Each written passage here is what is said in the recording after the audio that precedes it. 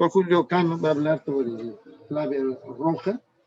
El doctor Julio Cano es médico gineco obstetra de la Universidad Nacional Mayor de San Marcos, graduado ahí.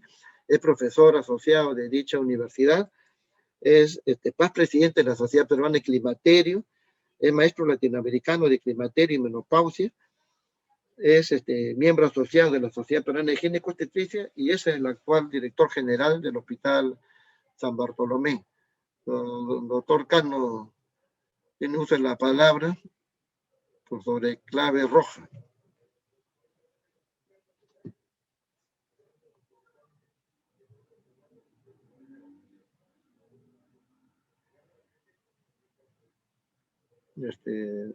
No se le escucha, está con audio. Ahora sí, ¿está bien? ¿Se ve mi pantalla? Sí, ahora, sí se ve y se le escucha también, está bien. Muy bien, buenas noches a todos los participantes de este evento. Quería dar las gracias a Stefan y a la Sociedad Peruana de Ginecología Obstetricia por invitarme a través del doctor Cabrera a participar de este evento tan importante.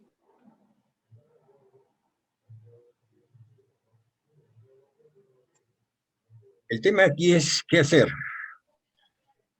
Se supone que en el embarazo ha sido adecuadamente manejada la paciente, que los factores de riesgo han llevado a que oportunamente sea controlada en el nivel que le corresponde de acuerdo a sus evaluaciones de riesgo. El tema es que esa situación que suponemos teóricamente cierta, en la realidad no es así. Muchas pacientes de alto riesgo son controladas en centros periféricos y finalmente la paciente llega a hacer complicaciones que uno esperaba que no ocurrieran. ¿Qué hacer? Frente a esta situación crítica que pone en riesgo la vida de las mujeres, se ha creado una estrategia. Finalmente es una forma como actuar para manejar adecuadamente la hemorragia obstétrica. ¿Cuál es el objetivo de esta clave roja, que ya existe hace buen tiempo? Disminuir la mortalidad materna y perinatal por hemorragia obstétrica. ¿Cuáles son sus objetivos específicos? Primero, identificar pacientes con riesgo de sufrir hemorragia obstétrica. En el prenatal, idealmente para la referencia oportuna, al ingreso por emergencia, con mayor razón, identificar qué pacientes de las que están ingresando por emergencia al hospital tienen la posibilidad de sufrir una hemorragia obstétrica. Ya los ha presentado el doctor Ramírez, el doctor Cabrera ahora, y tenemos que identificar qué paciente potencialmente puede hacer hemorragia. El objetivo específico 2 es detectar en forma precoz y oportuna la hemorragia, clasificar sus grados y si la paciente está ya en shock, qué nivel de shock tiene. El tercer objetivo específico es evitar la progresión a la forma severa del shock hemorrágico. Y el cuarto específico y muy importante, que a la fecha no se hace en muchos hospitales, es salud tiene ya estandarizado el manejo de las hemorragias a través de su clave roja y tienen ya un sistema estandarizado. Nosotros, probablemente en muchos hospitales de Lima y de provincias, todavía no está estandarizado este proceso de atención a través de la clave roja. ¿Cuáles son las razones de la alta mortalidad asociada a la hemorragia obstétrica? Ya lo ha mencionado el doctor Ramírez y también el doctor Cabrera. La subestimación del sangrado. Y aquí hay diferentes formas clínicas, la apreciación de evaluación clínica del sangrado, pero más recientemente, y creo que eso lo va a tratar el último ponente, es que ya hay algoritmos con inteligencia artificial que a través de imágenes puede precisar con mayor volumen. Ojalá que algún día tengamos esa capacidad cuando realmente hay cosas más importantes, más elementales que nos faltan. La otra causa de la hemorragia es demora en identificar y tratar la causa. Pérdidas de tiempo. Una de las pérdidas de tiempo que tiene que ver con la muerte materna. El reconocimiento tardío de la hipovolemia y la inadecuada reposición de volúmenes. En estas 4 causas está asociada la alta mortalidad. La pregunta es, ¿estamos capacitados? ¿Tenemos un sistema organizado para enfrentar esta situación de hemorragia? Y todos estos aspectos muy importantes. Identificar, tratar la causa, reconocer oportunamente que hay cambios en la volemia de la paciente y lo más importante ya en la fase de reanimación, hacer una adecuada reposición de volúmenes. Entonces, por ser la hemorragia una situación urgente que compromete la vida, es necesaria una intervención estandarizada, sistemática, fácil de revisar y de aplicar. Eso ya existe y se llama clave roja. Esa es una estrategia que establece pautas. Actuar en orden de prioridades. Manejo inmediato del shock hipovolémico de causa obstétrica y que se puede aplicar, fíjese, muy importante, desde el nivel primario yo puedo tomar acciones si es que tuve la infortunada situación de tener que estar en un primer nivel con una paciente que presenta hemorragia. Como dijo el doctor Cabrera, cualquier paciente puede presentar hemorragia aún sin tener factores de riesgo previos. Acuérdense que el concepto de riesgo es un concepto dinámico. Puede no tener riesgo en el prenatal, durante el embarazo, pueden aparecer los riesgos durante el trabajo de parto, o puede aparecer el riesgo en el posparto. El riesgo es un concepto dinámico y uno tiene que estar atento a las condiciones que van cambiando en una paciente gestante. Permite administrar las medidas de estabilización en las gestantes o puérperas con shock hipovolémico y referirlas al establecimiento de nivel pertinente. Entonces, recalcando, aquí manejo óptimo del tiempo, y lo vamos a ver ahora cómo se maneja en el tiempo esta clave roja. Corrección de la volemia y hacer las maniobras adecuadas. ¿Qué hacer? Parte lo explicaba el doctor Ramírez, parte lo doctor Cabrera. ¿Qué hacer frente a una paciente que ya está en hemorragia? ¿Cuáles son las medidas apropiadas cuando hay atonía uterina? ¿Cuáles son las medidas apropiadas cuando hay un shock hemorrágico que no se ve y que la paciente está mostrando ya síntomas de que hay una hemorragia interna y que uno no ve, como en el embarazo ectópico, como en el desprendimiento prematuro de placenta oculta, y otras condiciones como una ruptura abrupta del útero sin que la paciente pudiera estar en trabajo de parto, y lo hemos visto en esta especialidad, cuando más experiencia uno tiene. Otro concepto claro a tener es cuando hablamos de hemorragia obstétrica grave, cuáles son los criterios diagnósticos, porque aquí determinar la severidad es muy importante para actuar. Cuando la pérdida de sangre es mayor de 1000 mililitros, o cuando la pérdida de la volemia alcanza el 25%, ya se ha hablado cómo calcular esto. Cuando hay cambios hemodinámicos, o pérdida mayor de 150 mililitros por minuto, o cuando cae el hematocrito 10 puntos. Frente a cualquiera de estas 4 condiciones, ya estamos frente a una hemorragia grave, y tenemos que actuar rápidamente, el tiempo nos gana. Este pequeño cuadrito nos permite valorar los grados de hemorragia. Ya se explicó anteriormente que la paciente puede haber perdido hasta un 15% y estar estable. Con la diuresis, la frecuencia respiratoria, esta frecuencia normal. Cuando ya estamos hablando de una pérdida cercana al 30%, ya comienzan a verse los primeros signos de cambio hemodinámico en la paciente. Pulso mayor de 100, la presión todavía está normal, ligeramente aumentada, la diuresis ha bajado, la paciente está pálida y fría y ansiosa. Aquí es donde comenzamos, ya tenemos que actuar con el apremio del tiempo. En el siguiente estadio, tercer grado, ya la paciente ha perdido entre el 30 y 40%. Ya el pulso es evidentemente elevado, la presión ya cayó en ese momento, porque ya está perdido más del 30%, la diuresis ha disminuido, la paciente está pálida, sudorosa y somnolenta. Nuestro objetivo es no llegar al nivel 4, donde ya tenemos poca capacidad de recuperar a la paciente y la mortalidad es sumamente elevada. Pocas podrán salvarse en estas circunstancias.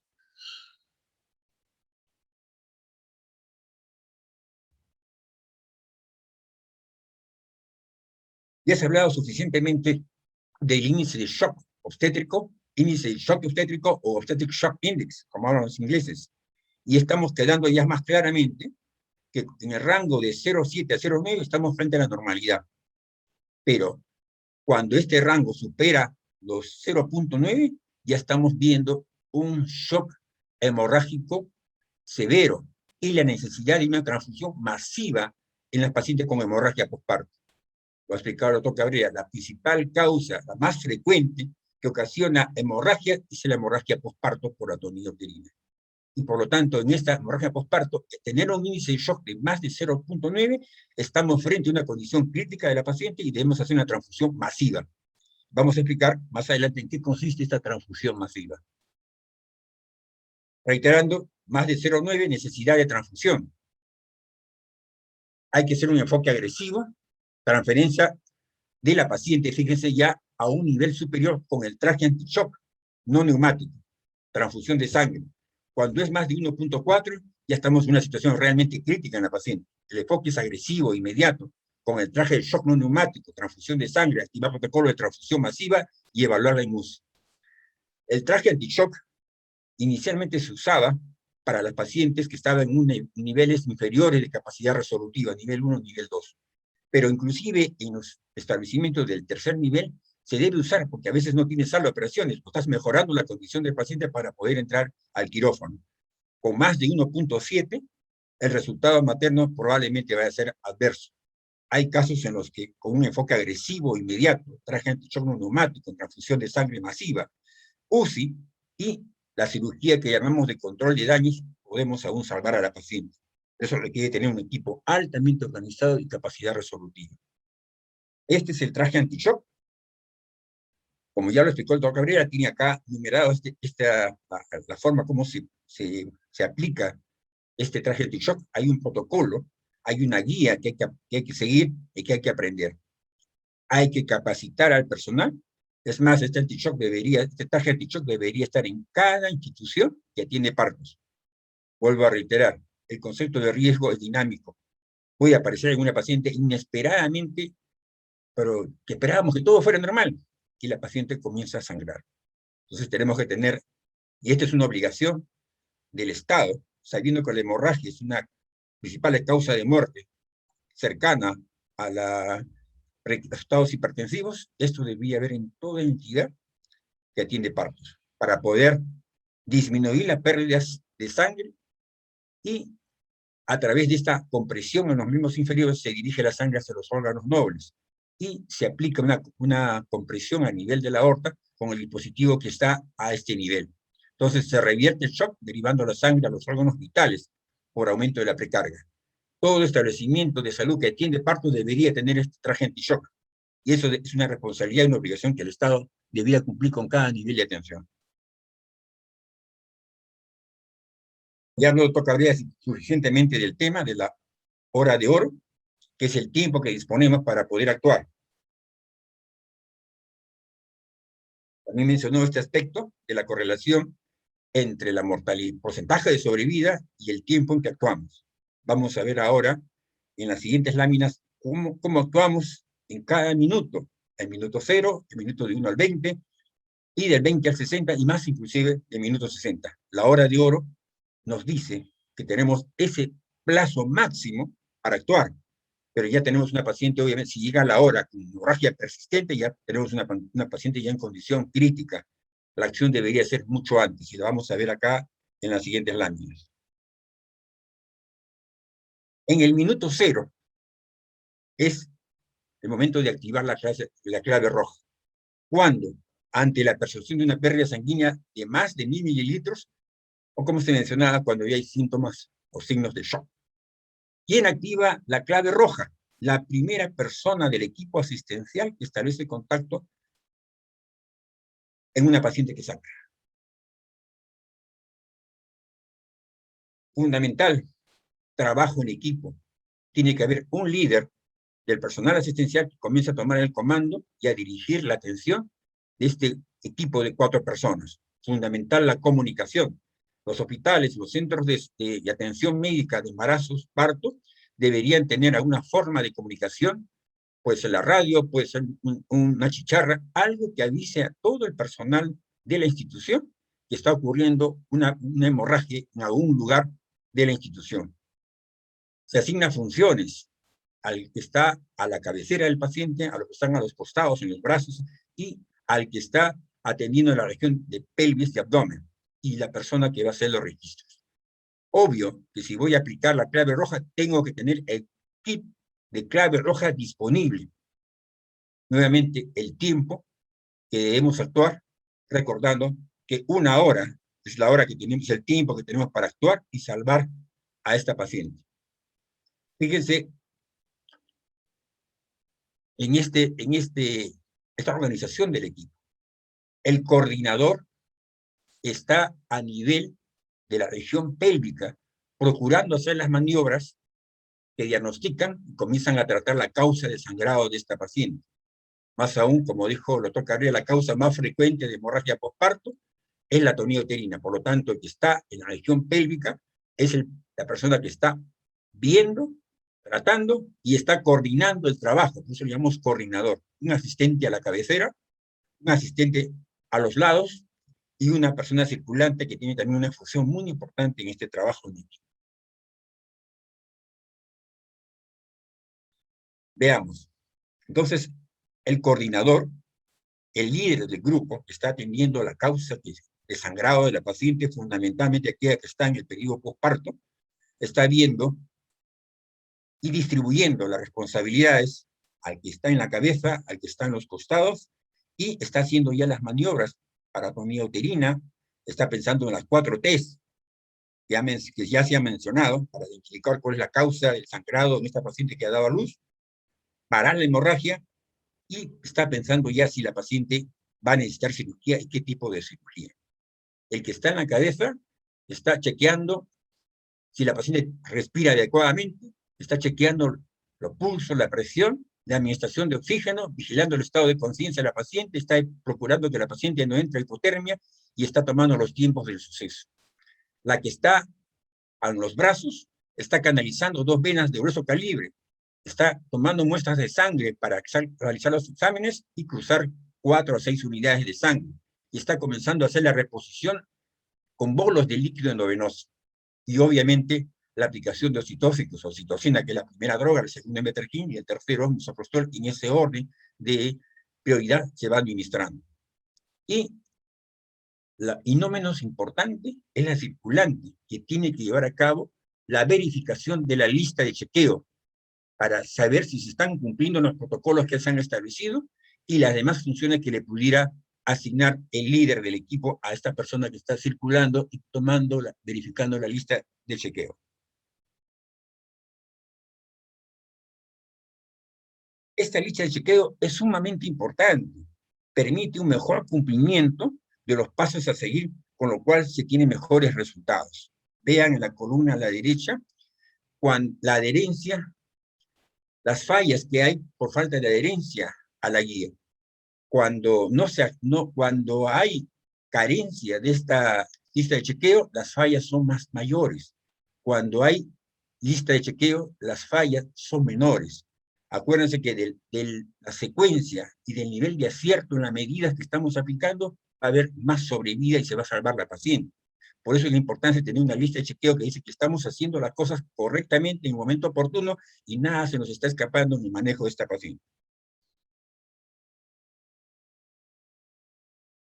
En minuto 0 generamos la alerta roja, la clave roja. En el minuto 1 al 20 es el tiempo para el diagnóstico e iniciar la reanimación. El diagnóstico y el tratamiento del shock deben hacerse casi simultáneamente. Y como mencionábamos, la está viendo la persona que está en la región pélvica. El coordinador del grupo está haciendo el diagnóstico de la causa de sangrado, está comenzando a hacer el tratamiento. Y el principio básico a seguir es detener la hemorragia y reemplazar simultáneamente las pérdidas de volumen. Fíjense en qué tiempo, del 1 al 20. Es poco tiempo, por eso tenemos que tener claramente organizado y capacitado y entrenado al equipo que va a manejar a esta paciente que está en una condición crítica de hemorragia. Y los tiempos corren y tenemos que actuar sincronizadamente siguiendo esta lista de chequeo para el mejor resultado en favor de la paciente. En las maniobras de reanimación estamos verificando esta secuencia de A, B, C, D, E. ¿Cómo reanimar a la paciente? Comenzamos con la A de la vía aérea. La persona que está a cargo debe verificar que no haya cuerpos extraños, que no haya vomitado a la paciente, que no esté en estado de conciencia, y si la vía aérea está obstruida, tiene que procederse a la intubación endotraqueal. Estamos reanimando y viendo cómo está el estado de conciencia de la paciente. En la nivel B, tenemos que ver la respiración de la traducción en inglés. Proporcionar oxígeno con máscara de reservorio, fíjese a qué volumen, 10 litros por minuto, para que la paciente no entre en estado de hipoventilación y acidosis, y alcanzar una saturación de 95%. Estamos ya en la letra C, de circulación y control de la hemorragia. La persona que estaba a los lados está cateterizando las vías con catéter 14, 16 y 18, que son más frecuentes, evitando la zona de fractura, el codo y la muñeca. La persona que canaliza la vía también es la que está tomando las muestras para laboratorio, para los exámenes, y está pidiendo también que se cruce, que se compatibilice 4 o 6 paquetes globulares.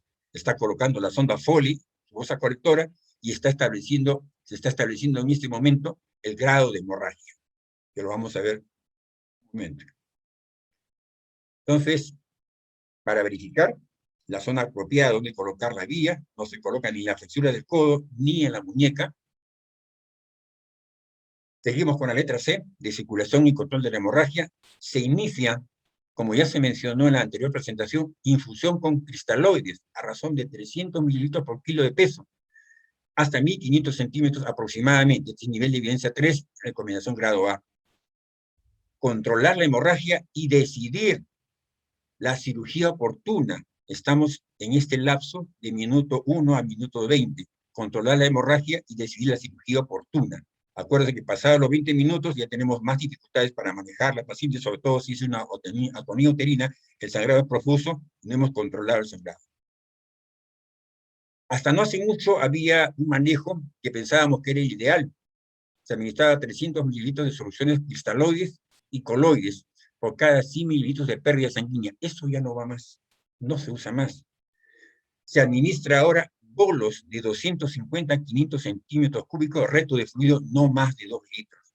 ¿Por qué no administramos tanto líquido como antes? Porque tenemos el riesgo de generar una coagulopatía dilucional.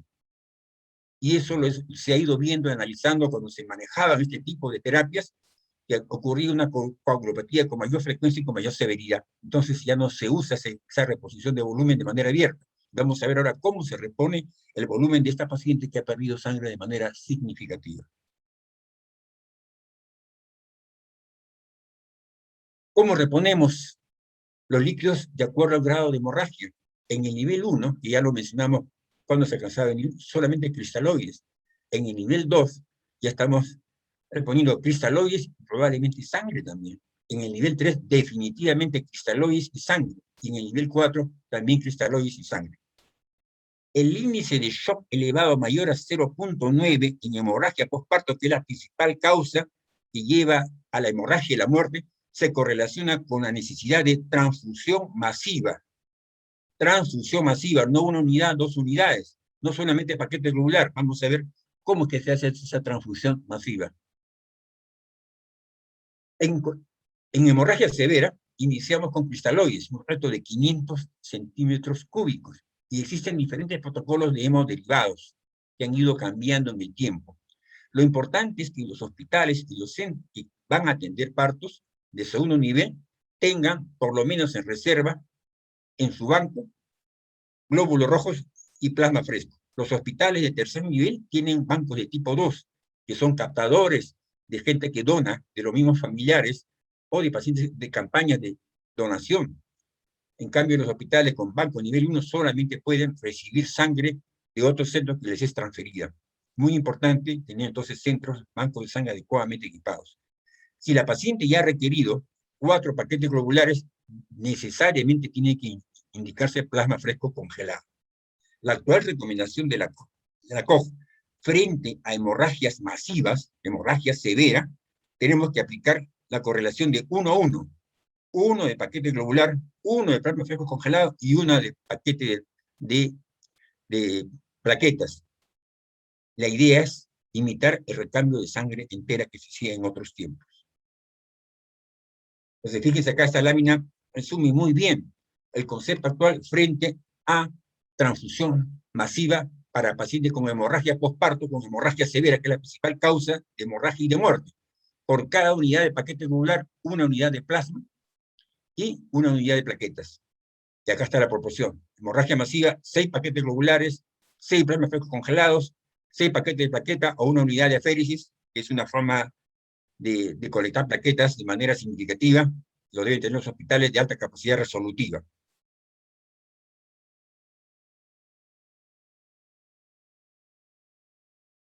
No olvidar que en una hemorragia severa el rol del fibrinógeno es muy importante, incluso para el pronóstico, ya que valores por debajo de 200 miligramos en hemorragia postparto aumentan la necesidad de paquetes globulares, hemoderivados y procedimientos invasivos. Fíjese, este parámetro es muy importante de predicción de cuánto vamos a transfundir a la paciente y de que probablemente va a necesitar cirugía. El objetivo de este manejo es mantener durante la hemorragia postparto los valores de fibrinógenos por encima de 200.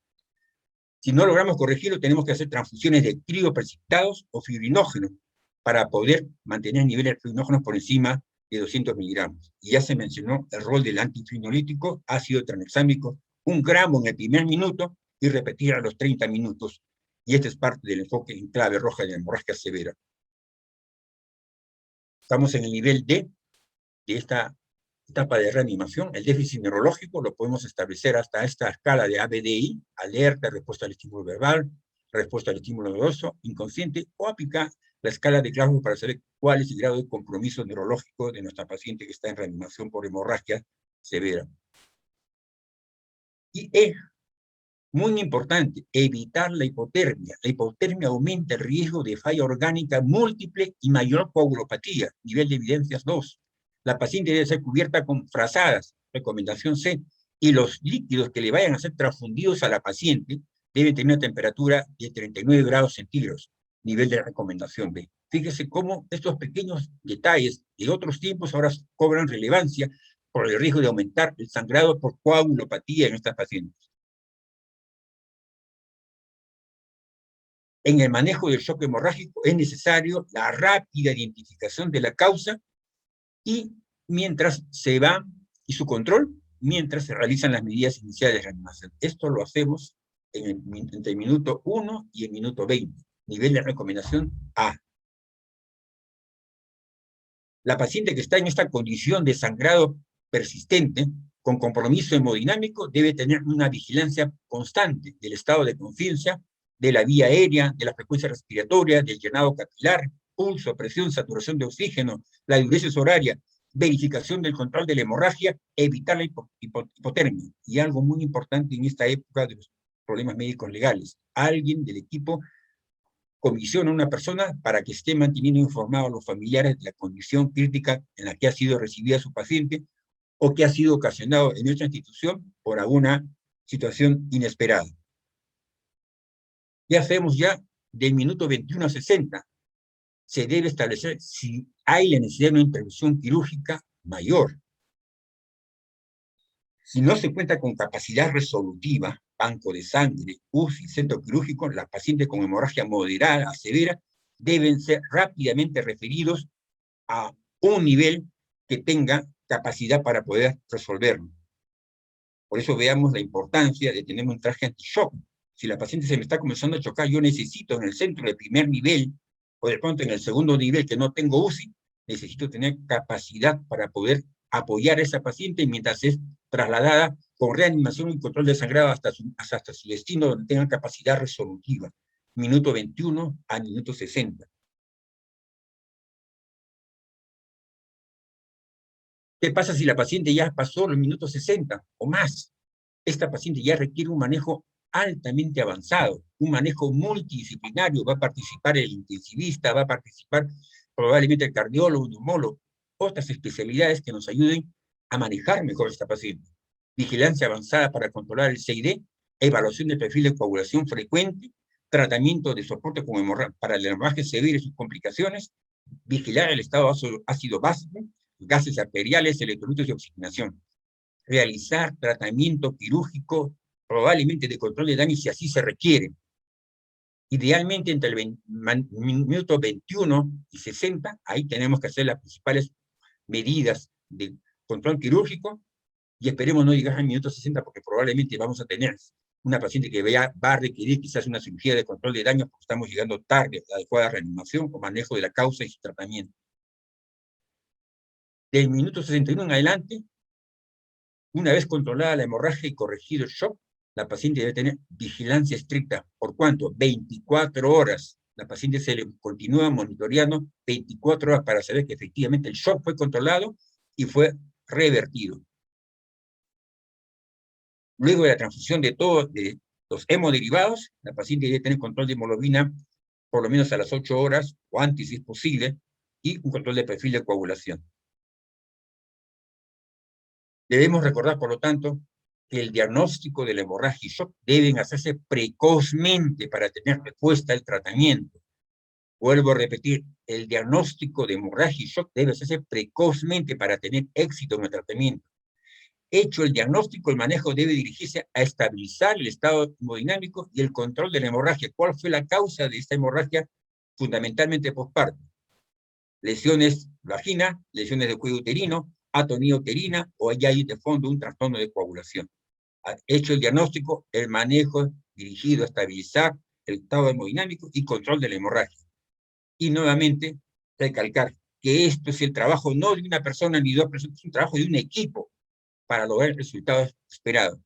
Un trabajo en equipo es la respuesta para poder manejar adecuadamente. Pero el médico, o los médicos y el personal de salud que apoyen el manejo en este equipo, debe ser adecuadamente capacitado, darle conocimientos teóricos y debe tener un entrenamiento en las maniobras que se van a usar en tal o cual situación causante de la hemorragia. Y para eso es necesario que el personal sea preparado a través de simulacros. Esta es una herramienta fundamental para tener al equipo afiatado y coordinado para poder responder frente a un código rojo. Y la gestión institucional debe proveer los recursos necesarios, normar procesos de coordinación de emergencia, sala de operaciones, laboratorio, banco de sangre. Si no hay coordinación en unas disposiciones para ordenar estos procesos a través de una guía, poco puede hacer el equipo por más entrenado que esté. Y algo muy importante, de todas las experiencias que tenemos en hospitales, segundo, tercer nivel como San Bartolomé, debemos hacer un proceso de retroalimentación. ¿Qué casos tuvimos? ¿Cómo nos fue? ¿Dónde nos retrasamos? ¿Dónde fallamos en el diagnóstico inicial y tuvimos pacientes más complicados? San Bartolomé se preparó hace buen tiempo, al igual que maternidad, en tener UCIs exclusivamente dedicadas a la madre para poder atender los problemas de hemorragia del embarazo, parto y puerperio, y también complicaciones ginecológicas que ocurren a veces en las pacientes gestantes o no gestantes. Y finalmente, muy importante, conocer este kit de clave roja. ¿Cuál es su composición? Este kit tiene cloruro de sodio, tipos de venoclisis, llave de triple vía, pránula 16 y 18, tubo de mayo, sonda Foley 16, bolsa colectora, sonda de aspiración, bombilla de aspiración, mascarilla de oxígeno con reservorio, guantes, jeringa de 10 mililitros, aguja descartable 18-21, gasas medianas, oxitocina, ergonovina o ergometrina, misoprostol y tabletas, atropina, diazepam. Y aquí el duende hizo que no apareciera acá el ácido tranexámico. Muy importante, recordando al minuto 1 y al minuto 30.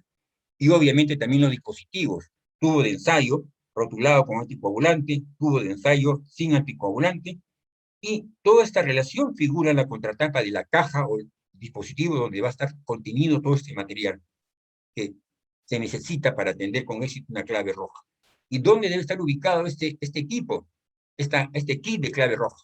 En la emergencia, ¿dónde? En shock trauma, en el tópico, en la zona de observación, en el centro estético, en la zona de dilatación, en la zona de expulsivo, en el puerperio, en la hospitalización, e incluso en la ambulancia de transporte que va a llevar a una paciente a un centro de mayor capacidad resolutiva. Entonces, para poder responder con éxito a una emergencia de este nivel, que puede salvar la vida de una mujer, y que tenemos minutos para poder hacer un manejo exitoso, tenemos que prepararnos, disponer de kit de clave roja, capacitar al personal en los temas de fondo y a las maniobras que se necesitan para poder actuar con éxito. Y hacer que el personal tome conciencia que esto es trabajo de equipo, no es de una persona sabia o inspirada, es trabajo en equipo. Todos aportamos para el éxito y mejor control de nuestras pacientes.